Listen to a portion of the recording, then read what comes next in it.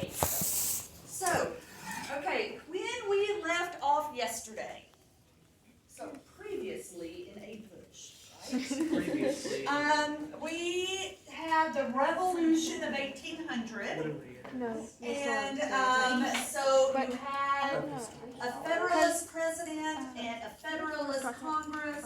But in the election of 1800, we elect Jefferson, the Democratic Republicans, and the Democratic Republicans take over Congress. Is this still period 3? Or Still period 3. Okay. Yeah, she did it. But we all know that the presidential election happens in November. But when do we actually get the new guy? January. Yeah, nowadays it's January, but back then it was March. So old President John Adams, the Federalist, he's still president from November all the way around till March. And he still has a Federalist Congress from November all the way around till March. So that's why this is titled Revenge of the Because Federalists. he's gonna come back. They're a little hurt from the election, and they're going to try to get some stuff done while they still are in office before they're all kicked out. And the marshal court will settle this. So here we go. The election of 1800, we looked at this yesterday, Federalist versus Democratic Republican, Adams versus Jefferson, and Jefferson wins. And notice a quote from Jefferson. And remember some of those political ads we saw yesterday and how ugly they were talking about each other? This is what Jefferson felt like.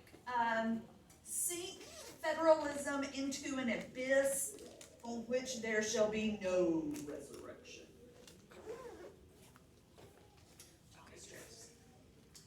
So this is what we're looking at here. So we have a defeat, but now the Federalists they have this countdown, this clock. The election happens in November. It is certified in December, but they have until March to actually still pass laws and to get things done. So this is probably a term you remember from AP Gov or your civics class, right? The lame duck session. So the lame duck session refers to those representatives in Congress. They might have been voted out, but they actually are still in office for, back then, a few months. So they will try to pass laws to help themselves and their party, even though they lost the previous election. We have shortened that lame duck but we still have a lame duck session of Congress every year. Well, I should say every year, every 2 years anyway. And usually they try to get things done before they have to leave. So, what Adams and the Federalist Congress do in that lame duck session is they pass the Judiciary Act of 1801. This is also known as the Midnight Judges Act. So basically what Adams is doing and Congress is doing is they are packing the federal courts with Federalist judges. Judges that would rule in the way a Federalist would want them to rule.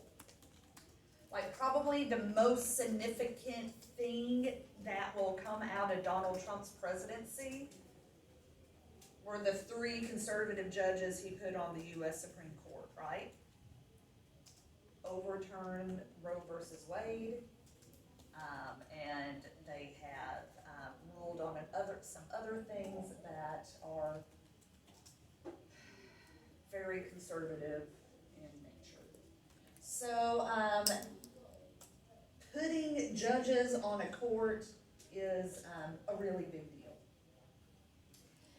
So these judges are going to be appointed by John Adams. Congress passes the law adding the new judges, and Adams picks the judges. And of course, we know that judges, federal judges, whether they're on the federal courts or the Supreme Court, they serve for life. They can serve until they keel over, until they want to retire. You can impeach a judge, but I cannot name a federal judge, or there's never been a Supreme Court judge that's been impeached. And I'm not sure any federal judges have been impeached. You can do it, but it's never happened. So, John Marshall, who is Chief Justice of the Supreme Court at this time, he is a Federalist. I'm sorry, he's not the Chief Justice. He is the Secretary of State for the Adams administration. He will be Justice later on. But while John Adams is president, John Marshall is Secretary of State. He does become Chief Justice of the Supreme Court. That's part of this Judiciary Act and this addition of federal judges.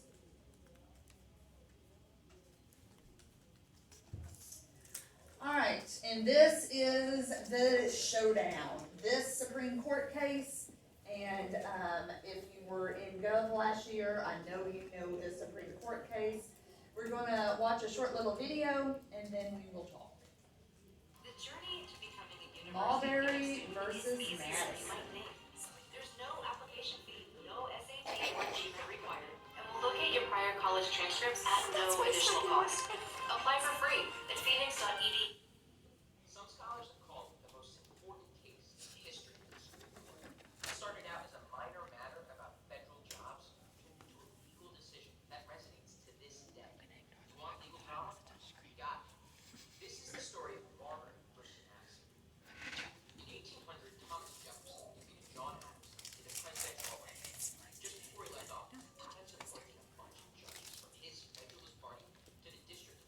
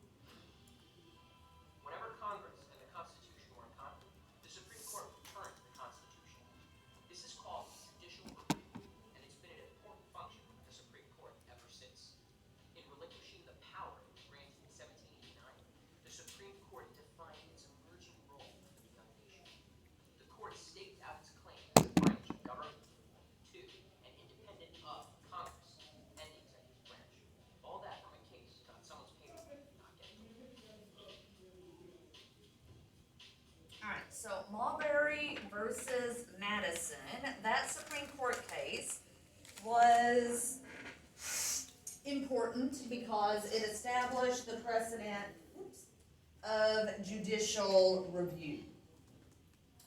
So, Chief Justice John Marshall, as a Federalist, he wanted those federal judges to get their judgeships, but the ruling went beyond that. The Marbury versus Madison decision said that this Judiciary Act of 1789, which really established the Supreme Courts and the other courts, was unconstitutional and established this precedent of judicial review.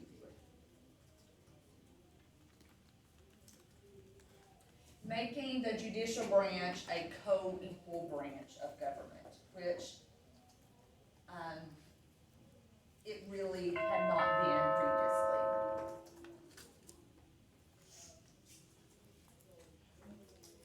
So, this idea of judicial review is simply stated like this. Judicial review means the Supreme Court can declare laws to be unconstitutional. They can overrule Congress. Let's see why.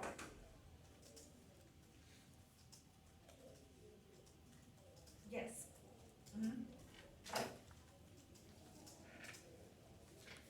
So, John Marshall, Chief Justice, his court's known as the Marshall Court, and establishes this idea of judicial review.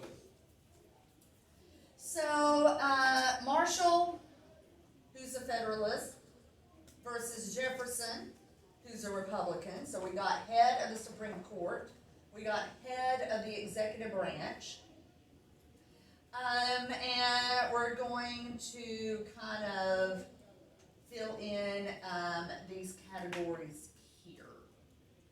So this top one's a little tricky, perhaps. Federalism, Federalist.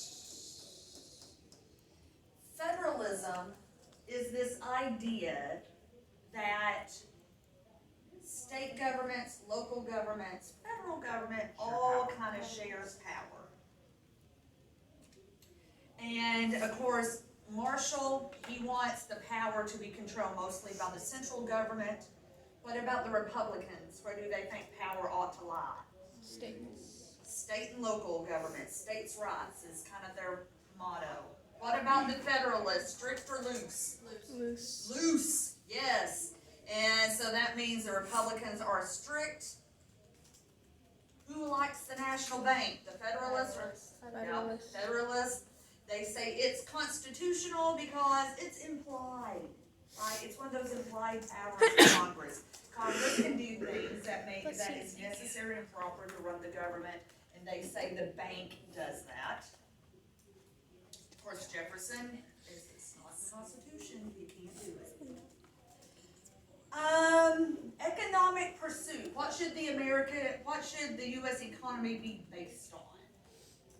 So what did the Federalists, if we were thinking about business versus agriculture, what would the Federalists prefer?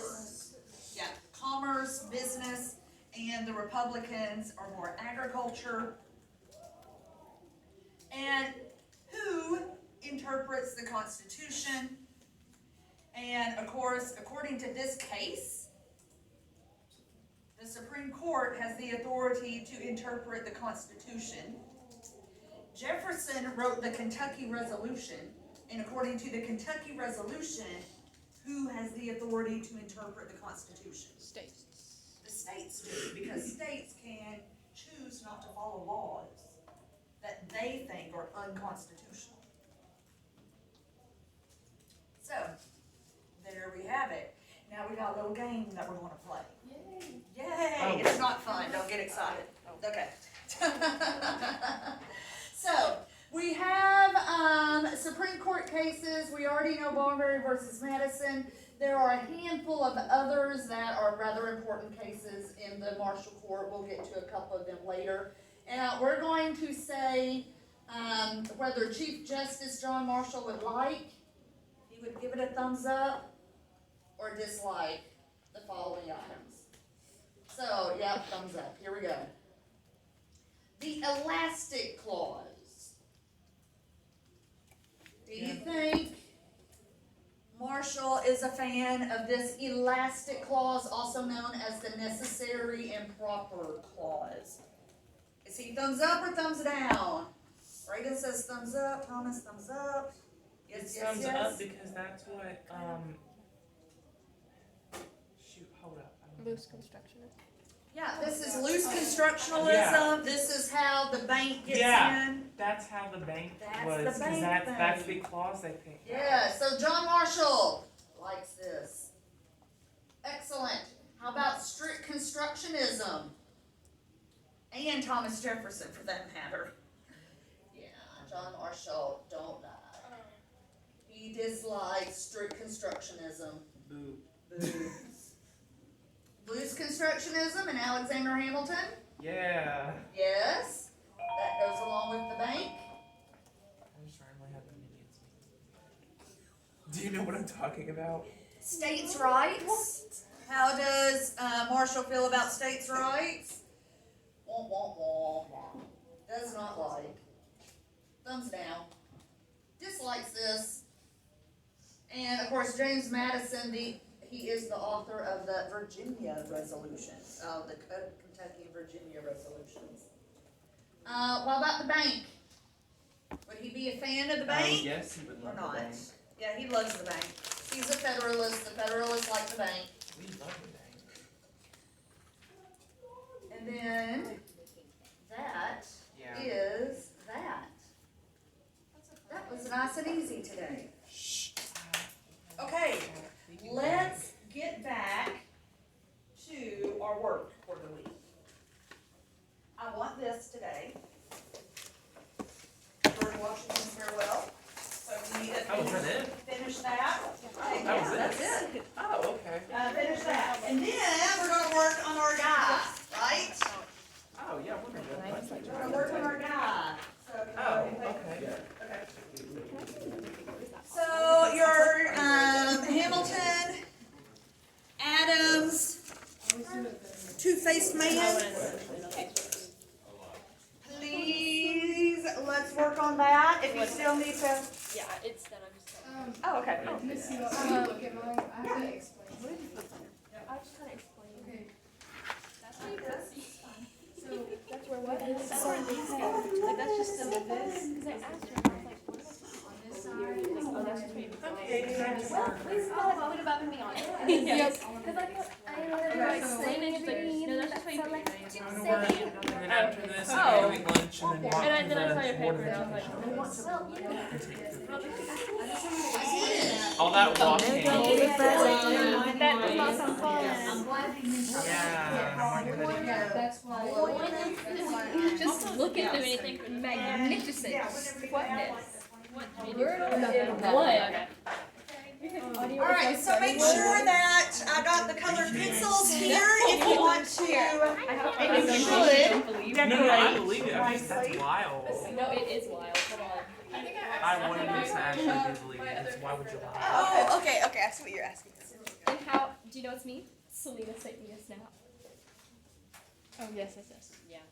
Is audio your starting mark because it has a lot of vowels in it? Yes. Oh, did you That's sub the audio smart. already? Thank you. Did you sub the audio already? Do I change starting words now that it's Bye, yeah, or do I keep it? maybe. That's a good question. It's kinda crazy.